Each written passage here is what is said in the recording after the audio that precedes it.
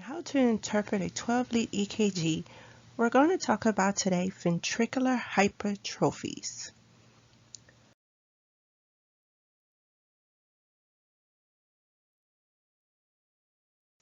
Hypertrophies refers to excessive growth of tissues in the ventricles. That's what hypertrophies mean. With ventricular hypertrophies, which refers to the ventricular muscle thickening when sustaining a persistent pressure overload. Hypertrophies increases the QRS amplitude and is often associated with ST segment depression and asymmetric T wave inversion. There are two different types of hypertrophy. You have right ventricular hypertrophy and left ventricular hypertrophy. We're going to talk about first right ventricular hypertrophy. In order to determine if you have a possible right ventricular hypertrophy, you have to first find out if you have a right axis deviation. This is one of the earliest signs and most reliable finding to see if you have an RVH, or right ventricular hypertrophy. Right ventricular hypertrophy is evidenced on the EKG by a tall R wave in V1, which is greater than or equal to the size of the S wave, and you have a T wave inversion. Meaning, let's take a look at this. Let's first find out what type of axis we have. Well, remember when we're looking at axis deviation, we're looking at leads 1 and AVF. And if lead 1 is in the negative deflection, meaning your R wave is going in the downward deflection,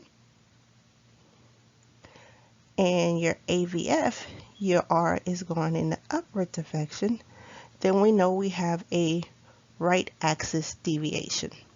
So there's a telltale sign to say we might possibly have a right ventricular hypertrophy.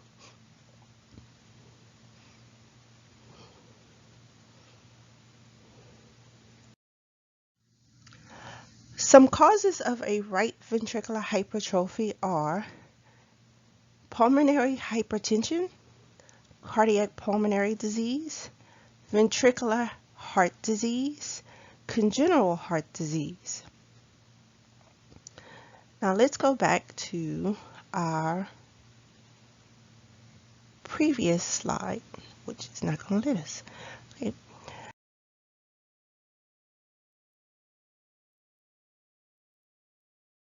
Okay. Left ventricular hypertrophy, or LVH, are recognized on the EKG by increased QRS altitude. Recognition of a LVH on the EKG is not always obvious, and several formulas exist to assist in its recognition. But the most easiest formula we have come and the easiest to recognize comes in 3 simple steps. Step 1, we're going to look at V1 and V2 and determine the depth of the S wave by counting in millimeters or mm's the amount of negative deflection measured from the baseline to the most negative point in V1, which means we'll be counting the small blocks from the baseline down to the S. In step 2, we'll look at V5 and V6 and determine which lead has the tallest R wave.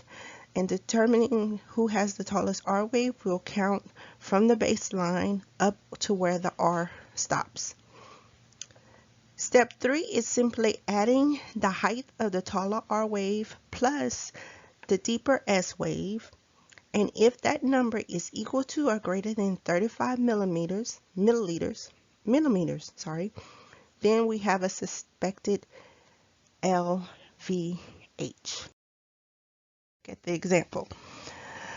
To calculate an LVH, we're going to look at V1 for a tall S wave, and we're going to look at V5 or V6 for a tall R wave. So on here, we found out that V1 on here, which I already done, has a S of 18 meters long. On V5, we found out that our R wave is 21 millimeters long. So we're going to take V1 plus V5, that gives us 39 millimeters, which means that we have a left ventricular hypertrophy.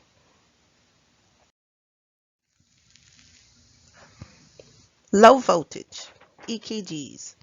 Low voltage EKGs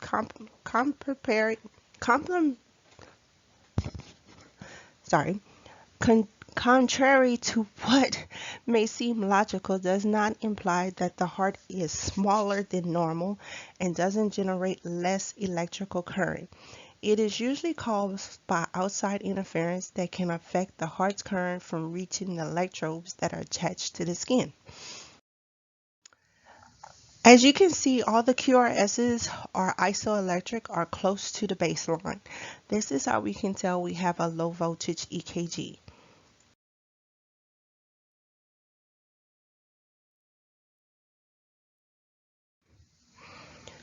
Pericardial infusion, myxdermia, or emphysema. Miscellaneous effects. There are several miscellaneous effects that can cause us to think that a patient has had an MI, but it simply could be just electrolyte imbalance or a toxicity of a certain medication they're taking, such as the digitalis effect. Digitalis, as we know, is a medication given to increase the force of myocardial contraction in patients with heart failure. It can also be used in patients who have tachycardias.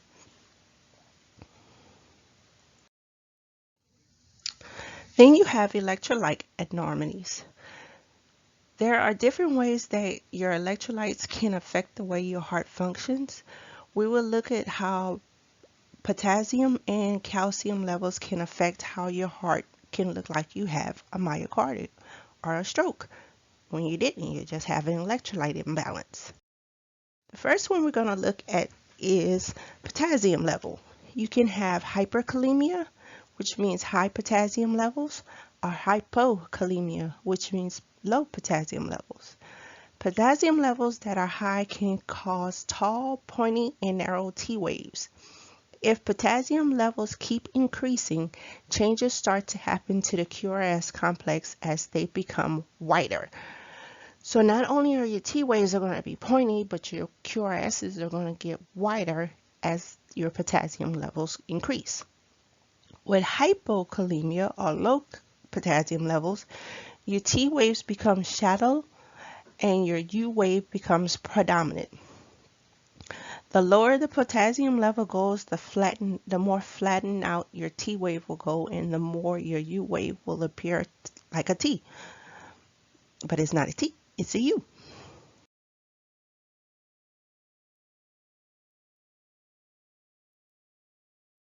Hyperkalemia, as you can see, this one is a high one because they have the wide QRSs, and you see your T wave is tall and pointy. This is high potassium. With hypo, you can barely, if you think it's a T, it's not a T, it's a U. Q, R, S, there's T, but look, there's U, then there's a P. This is your T, believe it or not, and then that's your U wave.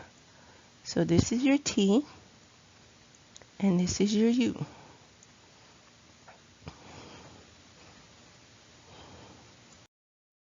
This is your calcium levels. You have hypercalcemia and hypocalcemia. Hypercalcemia causes the ST segment to be shortened to such a point to where your T wave seems to be bumped up against your QRS complex. This is caused by a high level of calcium, which causes a shortening in the repolarization phase of the ventricles, whereas hypokalemia causes prolonged ST segments, which makes the QT intervals prolonged.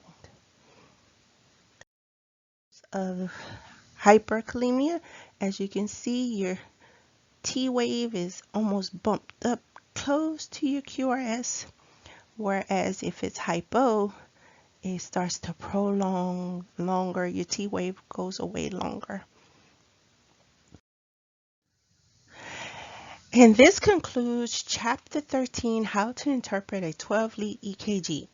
If you have any questions or you're still not clear on how to solve for hypertrophies or miscellaneous effects, you can always message me through Edmodo or you can text me.